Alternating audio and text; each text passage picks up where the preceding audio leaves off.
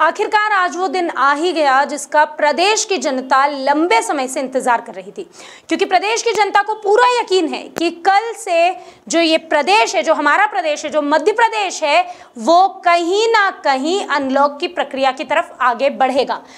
आपको बता दें कि मध्य प्रदेश की सरकार ने ये घोषणा की थी कि 30 मई के बाद वो धीरे धीरे कोरोना कर्फ्यू में ढील देना शुरू करेगी। उसके बाद उन्होंने कल एक नियम निकाला, जिसके बाद उन्होंने ये बताया कि किस तरह की गाइडलाइन को आपको फॉलो करना होगा जब अनलॉक होगा। तो उन्होंने बताया कि क्षेत्रों पर जहां पॉजिटिविटी दर का साप्ताहिक औसत जो है वो 5% से अधिक हो या फिर कम हो, वहां के लिए कौन सी ऐसी गतिविधियां हैं जिन्हें प्रतिबंधित रखा जाएगा।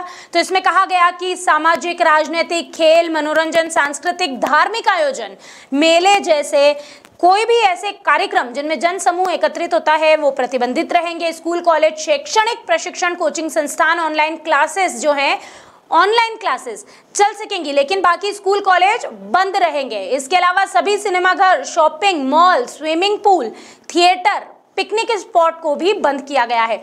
इसके अलावा अगर बात करें कि क्या प्रतिबंधित रहेगा, तो ऑडिटोरियम, सभागृह पर, धार्मिक पूजा स्थल पर एक समय में 4 से अधिक व्यक्ति उपस्थित नहीं रह सकेंगे।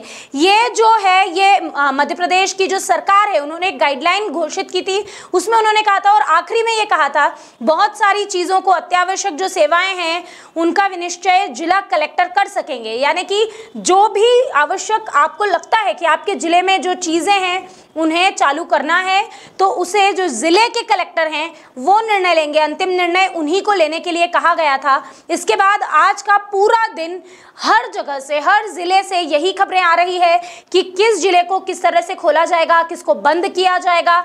इसी बीच अगर हम बात करें मध्य प्रदेश के उन खास शहरों की, उन खास जिलों की जिस पर नजर बनी हुई है, जहां से यहाँ का अर्थव्यवस्था जहां से चलती है मध्य प्रदेश की अगर बात करें तो इंदौर, भोपाल, उज्जैन, जबलपुर, ग्वालियर, जो 5 बड़े शहर माने जाते हैं, उन पर लगातार नजरें बनी हुई है। यहाँ के कलेक्टर के आदेशों का इंतजार किया जा रहा है। अगर इंदौर की बात करें, भोपाल की बात करें तो अभी तक कोई निर्णय नहीं लिया गया है। मध्य प्रदेश के 2 शहर अनलॉक होंगे भी या नहीं, 2 जिले अनलॉक होंगे भी या नहीं, इसके बारे में कोई जानकारी नहीं है। अगर हम बात करते हैं राजगढ़ जिले की, यहाँ पर भी कलेक्टर ने एक एडवाइजरी जारी की है। धार जिले की एडवाइजरी जारी कर दी गई है। आने वाले समय में जो समय है उसमें भी कोरोना गाइडलाइन का पालन करना ही होगा, क्योंकि बार बार लगातार मध्य प्रदेश सरकार ने भी ये कहा है कि अभी कोरोना पर हमने नियंत्रण तो पा लिया है, लेकिन अभी कोरोना खत्म नहीं हुआ है और ये बहुत खतरनाक हो सकता है अगर हम अभी भूल गए तो। अब इसी के बीच में उज्जैन में एक गाइडलाइन जारी हुई है। उज्जैन कलेक्टर आशीष सिंह ने एक गाइडलाइन जारी की है कि आखिर क्या होगा प्रतिबंध से मुक्त, किन गतिविधियों से प्रतिबंध को हटा लिया गया है। तो इसकी अगर हम बात करें तो जिले के समस्त व्यावसायिक प्रतिष्ठान जैसे किराना दुकानें, कपड़े, बर्तन, ज्वेलरी, कटलरी, आटा चक्की, सैलून, इलेक्ट्रॉनिक्स, मोबाइल दुकानें, रेस्टोरेंट सुबह 6 बजे से शाम 6 बजे तक 50% खुल सकेंगी। यानी कि 50% दुकानें एक दिन में खुलेंगी। इनके खुलने का क्रम एक दिन छोड़कर ही रहेगा। उन्होंने कहा एक साइड की दुकानें एक दिन खुलेंगी और दूसरे साइड की दुकानें दूसरे दिन खोली जा सकेगी, जिसके लिए अलग से संबंधित नगर पालिका, निगम, परिषद, नगर पंचायत, ग्राम पंचायत आदेश निर्देश जारी करेंगे।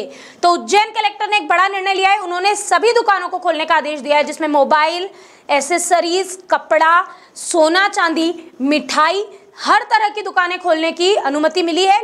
लेकिन उन्होंने कहा है कि ये दुकानें रोज नहीं खुलेंगी, एक एक दिन छोड़कर खुलेंगी। यानी कि अगर आज 50% दुकानें खुली हैं तो बाकी कल 50% खुलेगी। इसके बाद अगर बात करें उद्योगों की, तो सभी प्रकार के औद्योगिक गतिविधियां चालू रह सकेंगी। इस कार्य के लिए उद्योग से जुड़े अधिकारी, कर्मचारी, श्रमिकों को वैध आई कार्ड के साथ आने जाने की परमिशन दे दी जाएगी। उद्योगों के कच्चा माल तैयार करने के लिए आवागमन पर किसी भी प्रकार की कोई रोक टोक नहीं होगी। सिविल निर्माण कार्य कोविड-19 प्रोटोकॉल का पालन करते हुए किए जा सकेंगे। यानी कि हम बात कर रहे हैं कंस्ट्रक्शन की, वो साइट्स जो बंद पड़ी हुई थी, जहां काम चल रहे थे, उन्हें भी अब चालू किया जा सकेगा। लेकिन ये जो गाइडलाइन है जो मैं आपको बता रही हूँ, तो जिस तरह मैं बता रही थी अभी कि ये जो गतिविधियों को परमिशन मिली है ये उज्जैन के लिए दी गई है। उद्योगों के लिए कच्चा माल तैयार माल के आवागमन पर किसी भी प्रकार की रोक नहीं। सिविल निर्माण कार्य कोविड-19 के प्रोटोकॉल का पालन करते हुए किए जा सकेंगे। इसके अलावा अगर हम बात करें सार्वजनिक वितरण प्रणाली की, तो राशन की दुकानें, अस्पताल, nursing home, clinic, chemist, medical insurance company और अन्य स्वास्थ्य और चिकित्सा सेवाएं, पशु चिकित्सा अस्पताल तो पहले भी खुले थे और अभी भी ये खुले ही रहेंगे।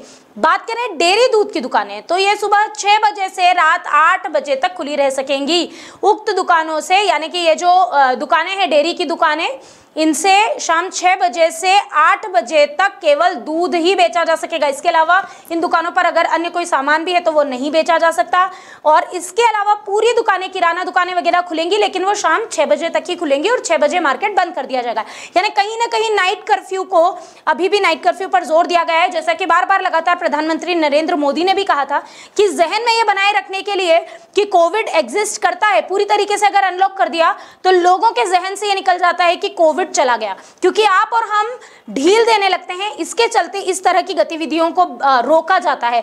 तो बार बार लगातार हम भी आपसे यही कहेंगे कि अनलॉक जरूर हुआ है, कोविड खत्म नहीं हुआ है। इसलिए मास्क लगाइए, सैनिटाइजर का उपयोग कीजिए और आपकी बारी आते ही आप तुरंत वैक्सीनेशन कराएं। इसके अलावा और किन सुविधाओं को मुक्त किया है या किन पर रोक टोक नहीं है?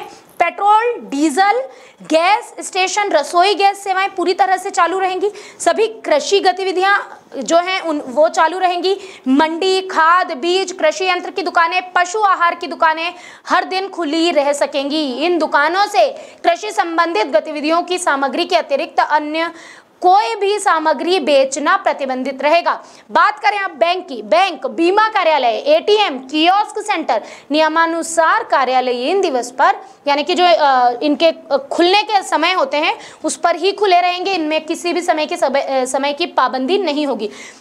प्रिंट और इलेक्ट्रॉनिक मीडिया और केबल ऑपरेशंस को अनुमति दे दी गई है। आपको बता दें अभी तक भी मीडिया को परमिशन थी, लेकिन केबल ऑपरेटर्स को रोक लगाई हुई थी। इनके लोगों को, इनके कर्मचारियों पर जो रोक लगी थी वो भी हटा दी गई है। बैंक, इंश्योरेंस, एनबीएफसीएस से जुड़े संस्थानों के जो संचालन है और आवागमन है उनकी भी अनुमति है। अब बात करें कोऑपरेटिव क्रेडिट सोसाइटीज की, कैश मैनेजमेंट एजेंसीज की, ये सभी प्रकार के सामानों और माल की आवाजाही बिना किसी रोक टोक के जारी रहेगी। ये सभी भी खुले रहेंगे। Cooperative credit societies, cash management agencies को भी पूरी तरह से छूट दे दी गई है।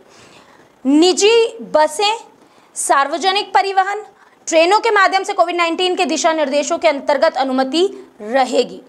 ऑटो रिक्शा, ई रिक्शे में 2 सवारी, टैक्सी और निजी 4 पहिया वाहनों में ड्राइवर और 2 पैसेंजरों को मास्क के साथ यात्रा करने की अनुमति होगी।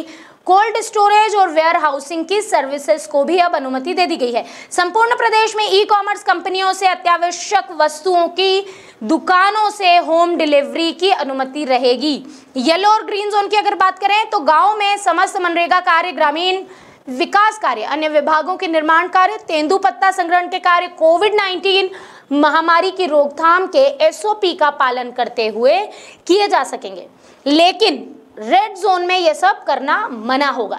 बात करें जिला स्तर की, परंपरागत रूप से लेबर मार्केट कोविड प्रोटोकॉल पालन की शर्त को पूरा करते हुए ये भी चालू रहेंगे। थोक सब्जियां, फल फूल के बाजार थोक खरीदी के लिए खुले रहेंगे। मंडी से खेरची व्यापारी प्रतिबंध रहेगा। आपको बता दें एम्बुलेंस, ऑक्सीजन टैंकर्स, पूरे प्रदेश में आवागमन इनका जो है वो निर्बाध रहेगा। अस्पताल, नर्सिंग होम, टीकाकरण हेतु आवागमन कर रहे नागरिकों को, कर्मियों को छूट दी जाएगी। मेंटेनेंस सर्विस देने वाले और electrician, plumber, carpenter, motor mechanic, IT service provider आदि के आवागमन पर रोक अब नहीं होगी। इन पर भी अभी तक रोक लगा दी गई थी, लेकिन अब इन पर से रोक हटा ली गई है। मैं फिर से आपको बताना चाहूंगी कि ये जो गाइडलाइन मैं बता रही हूँ ये सिर्फ उज्जैन के लिए है। अभी तक भोपाल की अगर मैं बात करूँ अगर इंदौर की, अगर मैं बात करती हूँ आसपास के क्षेत्रों की, तो वो गाइडलाइंस अभी तक नहीं आई है कि वहां किस तरह से अनलॉक की प्रक्रिया को जारी किया गया है। लेकिन बहरहाल उज्जैन में परीक्षा केंद्र आने जाने वाले परीक्षार्थियों, परीक्षा केंद्र और परीक्षा आयोजन से जुड़े कर्मियों के आवागमन पर भी छूट है। अधिकारियों के आवागमन पर छूट रहेगी। निजी सुरक्षा सेवाओं की अनुमति हो गई है। Fire brigade, telecommunication, tele services, विद्युत प्रदाय, रसोई gas, petrol diesel, kerosene, tanker, home delivery सेवाएं, दूध एकत्रीकरण, वितरण, फल सब्जी के परिवहन, डाक और कुरियर सेवाओं के आवागमन पर भी अब कोई भी बाधा नहीं रहेगी। समस्त लॉजिंग, होटल, रिसोर्ट केवल आगंतुकों के लिए खुले रह सकेंगे। ये एक बड़ा निर्णय है जो उज्जैन में लिया गया है। कलेक्टर आशीष सिंह ने जो कहा है उसमें सभी लॉजिंग, होटल, रिसोर्ट आगंतुकों के लिए खुले रह सकेंगे। उनके लिए रेस्टोरेंट में बैठने की कुल कैपेसिटी 50% की उपस्थिति के साथ संचालित किए जा सकेंगे। हर तरह के रेस्टोरेंट और भोजनालय कैपेसिटी 50% की उपस्थिति के साथ संचालित किए जा सकेंगे। तो उज्जैन का अनलॉक जो है उसमें रेस्टोरेंट को भी अनुमति दे दी गई है। होम डिलीवरी यानी कि जो भी ऐसी सर्विसेज हैं, सर्विस प्रोवाइडर्स हैं जो कि आप तक खाना पहुंचाते हैं, उनकी होम डिलीवरी भी शुरू कर दी गई है। उज्जैन जिले के अंदर जो भी चिन्हित संक्रमित रेड जोन पंचायतें या शहरी क्षेत्र में बनाए गए माइक्रो कंटेनमेंट क्षेत्र हैं, वहाँ की जो गाइडलाइन है वो अलग होगी। जो गाइडलाइन अभी बताई जा रही है वो इनसे अलग होगी। मध्य प्रदेश शासन विभाग मंत्रालय वल्लभ भवन से जो एक निकाला गया था पूरा आदेश, उसी का पालन करते हुए आशीष सिंह ने बिल्कुल उसी तरह से जो ये पूरा कोरोना गाइडलाइन का पालन करते हुए जो नियमों में छूट दी गई है, जिस तरह की सुविधाएं दी गई है, हम कह सकते हैं उस तरह का अनलॉक किया है। तो ये वही अनलॉक है जिसके बारे में मैं अभी आपसे बात कर रही थी कि प्रदेश शासन ने इस तरह के अनलॉक का सजेशन दिया था और बाद में कहा था कि जो जिलों के कलेक्टर हैं वो इस बारे में निर्णय ले सकते हैं। बहरहाल इसमें एक सबसे अहम बात है जिसका कहीं भी कोई जिक्र नहीं किया गया है। कई लोगों की निगाहें उस एक सेवा पर बनी हुई है कि क्या आबकारी विभाग के अंतर्गत आने वाली अंग्रेजी और देशी शराब की दुकानें खुलेगी। बहरहाल इस पर अभी तक कोई भी निर्णय नहीं लिया गया है कि उज्जैन जिले में भी जो कलेक्टर का आदेश निकला है उसमें भी इनका कोई जिक्र नहीं है। तो बहरहाल जिन चीज़ों को अनुमति दी गई है वो लगभग वो सभी सुविधाएं और सभी दुकानें हैं जिनसे आपको ज़रूरी सामान खरीदना हो सकता है। लेकिन बार बार और लगातार की तरह हम इस बार भी यही कहेंगे आपसे कि अनलॉक किया गया है उज्जैन को, लेकिन अभी कोरोना खत्म नहीं हुआ है। तो अगर आप अपने घरों से बाहर निकलते हैं तो आप इस बात का ज़रूर ख्याल रखिए कि लॉकडाउन गया है लेकिन अनलॉक की प्रक्रिया चालू है, लेकिन अभी भी जो कोरोना है, कोरोना का कहर बरकरार है। तो अगर कोरोना से बचना है, ब्लैक फंगस से बचना है, व्हाइट फंगस से बचना है, तो बेहद ज़रूरी है कि हम उस प्रोटोकॉल का पालन करें जिसका हमसे सरकार कह रही है। हम बार बार कहते रहे चुनाव ने कोविड की सिचुएशन बिगाड़ दी, हाँ बिल्कुल वो भी जिम्मेदार है, लेकिन कहीं ना कहीं हम भी जिम्मेदार हैं। हमने भी शादियाँ, बड़े बड़े समारोह में जाना बंद नहीं किया। तो इस तरह के किसी भी अवसर पर इकट्ठा होने से बचना होगा।